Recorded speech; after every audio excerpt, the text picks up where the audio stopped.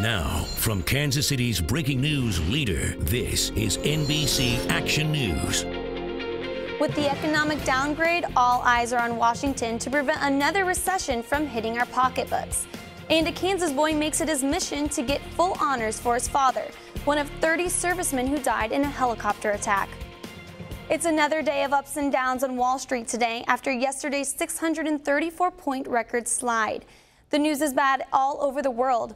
Both European and Asian markets rallied and then tanked this morning. The Federal Reserve meets in Washington today, and we may find out what, if anything, the Fed plans to do to stabilize the economy after the downgrade of the U.S. credit rating. The president is trying to inspire confidence, even as some of his allies admit the situation looks grim. This is the United States of America. No matter what some agency may say, we've always been and always will be a AAA country. A lot of innocent people, families, and businesses across America that'll be hurt if this downgrade bites. What can the Fed do today? Pledge to keep interest rates low, buy more Treasury bonds. Analysts say both moves could help erase some of the fear that's put Wall Street into a tailspin. And people in Kansas City are talking about the economy as well, but the real test will come from the ballot box. Lindsay Shively is live in Kansas City with local reaction.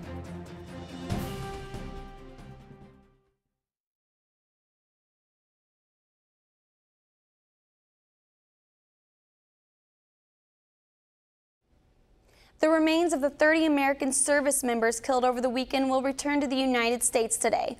Last night, 2 planes carrying the remains left Afghanistan. A ceremony for the 30 Americans was held before they left, and another is planned when they arrive. Yesterday, the president offered his condolences to the families and praised the military sacrifice. The soldiers' remains arrived at Dover Air Force Base in Delaware earlier this morning. A 10-year-old Kansas boy wants to make sure his dad isn't forgotten as one of the 30 servicemen killed in the attack.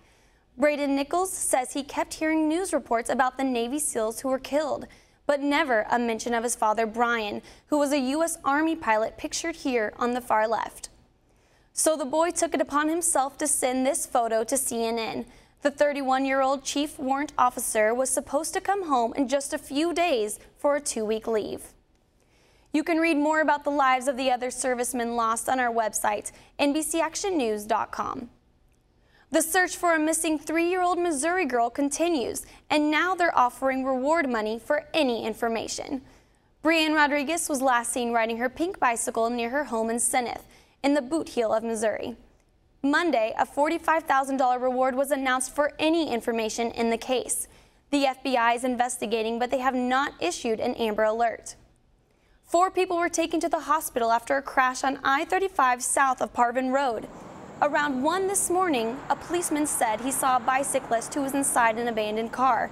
That's when a van veered off the road, hit the car, and flipped it. The 3 people in the van and the bicyclist were taken to the hospital with minor injuries. Police are questioning the bicyclist about what he was doing inside the car. And we hope to learn more this morning about a child hit by a car while riding his bike. It happened around 5:30 last night in the 8300 block of East 57th Street in southeast Kansas City. The driver of the car did stop. The child's name and condition is unknown. Police in Independence are trying to locate a man they say shot and robbed a soldier. It happened yesterday afternoon on the Little Blue Trace Trail between Blue Mills Road and 24 Highway.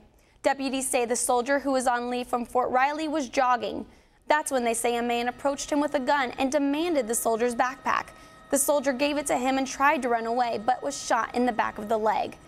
The soldier was able to call police. People who used the trail say the attack was surprising to them. That's kind of shocking because I always feel safe on this trail, so it's kind of disturbing. I would probably just make sure I was aware of what's going around me, but I'd probably continue riding on this trail.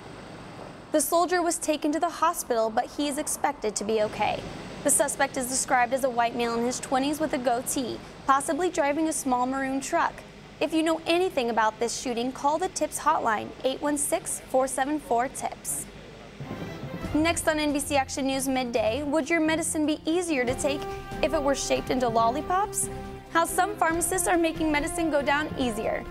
And falling stock prices can work in your favor. if you have enough of the right precious metal. See how some of your neighbors are cashing in by selling gold.